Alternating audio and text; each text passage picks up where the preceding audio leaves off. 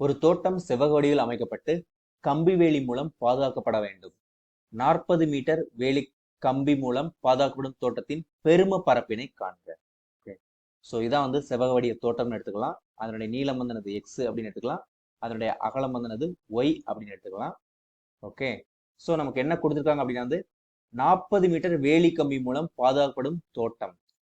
So இந்த தோட்டத்தினுடைய சுற்றளவு வந்து என்னது 40 மீட்டர் அப்படின்னு கொடுத்துருக்காங்க. அது மட்டும் இல்லாம அதனுடைய பெரும பரப்பினை காண்க. ஸோ நம்ம வந்து என்னது சொன்னதெல்லாம் வந்து எழுதியாச்சு. அதாவது செவ்வக வடிவ தோட்டத்தின் நீள அகலங்கள் முறையே எக்ஸ் ஒய் என்க. அது மட்டும் இல்லாம என்ன கொடுத்துருக்காங்க அப்படின்னா செவ்வக வடிவ தோட்டத்தின் சுற்று வந்து 40 மீட்டர். ஸோ செவ்வக தோட்டத்தின் சுற்றளவு ஃபார்முலா என்னது 2 பெருக்கல் எக்ஸ் பிளஸ் ஒய், இதான் சுற்றளவு. ஸோ இதான் வந்து என்னது 40 அப்படின்னு கொடுத்துருக்காங்க. ஸோ அதனால எக்ஸ் பிளஸ் ஒய் அப்படிங்கிறது என்னது இது 2ஆல் வகுத்தோம் அப்படின்னா 20 அப்படின்னு கிடைக்கும். ஸோ நம்ம எப்பவுமே என்ன பண்ணுவோம் வந்து எல்லாத்தையும் ஃபங்க்ஷன் ஆஃப் எக்ஸ்ல எழுதுவோம். ஸோ அப்போ வந்து என்னது y is equal to 20 minus x அப்படின்னு சொல்லி நாம கண்டுபிடிச்சுப்போம். ஸோ நம்மளுடைய தேவை என்னது பெரும பரப்பு. So let f of x is equal to செவ்வகத்தினுடைய பரப்பளவு ஃபார்முலா என்னது எக்ஸ் ஒய் அப்படின்னு தெரியும்.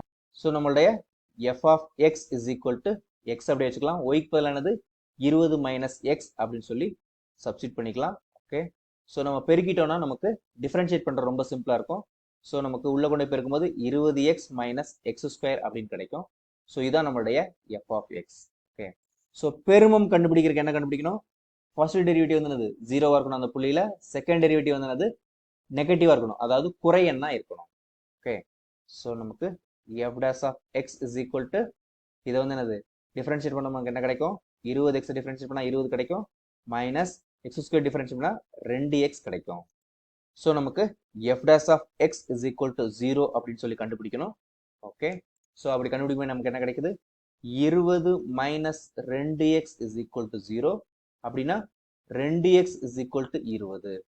ஸோ 2x வந்து 20 அப்படின்னு கிடைச்சதுன்னா நமக்கு என்னது எக்ஸினுடைய மதிப்பு என்னது 10. ஓகே, ஸோ எக்ஸினுடைய மதிப்பு வந்து என்னது 10 அப்படின்னு கிடைச்சிருக்குது. ஸோ நமக்கு என்னது பரப்பளவு வந்து பெருமமா இருக்கணும். ஸோ அதையும் நம்ம வந்து செக் பண்ணிக்கலாம். So f double dash of x is equal to 20 differentiate பண்ணா என்னது 0 ஆயிரும். மைனஸ் 2x டிஃபரன்ஷியேட் பண்ணா மைனஸ் 2 அப்படின்னு கிடைக்கும். ஸோ இங்க வந்து என்னது இந்த ஆன்சர் வந்து எக்ஸை டிபெண்ட் பண்ணி இல்லை.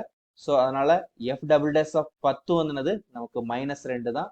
இது வந்து என்னது லெஸ் தென் 0, இது வந்து குறையன் அப்படிங்கறதுனால நமக்கு இது வந்து என்னது எக்ஸ் ஈக்குவல் டு 10 என்ற புள்ளி வந்து என்னது பெரும பரப்பினை கொடுக்கும். ஸோ அதை இங்க எழுதியிருக்கேன். அதாவது எக்ஸ் இஸ் ஈக்குவல் டு 10 என்பது நமக்கு தேவையான பெரும பரப்பினை கொடுக்கக்கூடிய செவ்வகத்தின் நீளம். ஓகே, ஸோ நீளம் வந்து கண்டுபிடிச்சாச்சு. இப்போ அகலம் கண்டுபிடிக்கலாம். அகலம் வந்து என்னது y is equal to 20 minus x is equal to 20 minus 10 is equal to நமக்கு 10 அப்படின்னு கிடைச்சிருக்குது.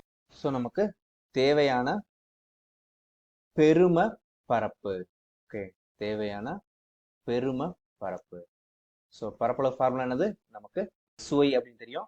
இங்கே வந்து என்னது எக்ஸும் என்னது 10, ஒய்யும் 10. ஸோ நமக்கு 10 பெருக்கல் 10 அப்படிங்கிறது என்னது 100.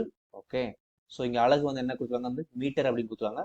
ஸோ நமக்கு தேவையான பெரும பரப்பு வந்து 100 மீட்டர் ஸ்கொயர். ஓகே, ஸோ இதை தான் கண்டுபிடிக்க சொல்லியிருக்கிறாங்க. அதை நாம கண்டுபிடிச்சிட்டோம்.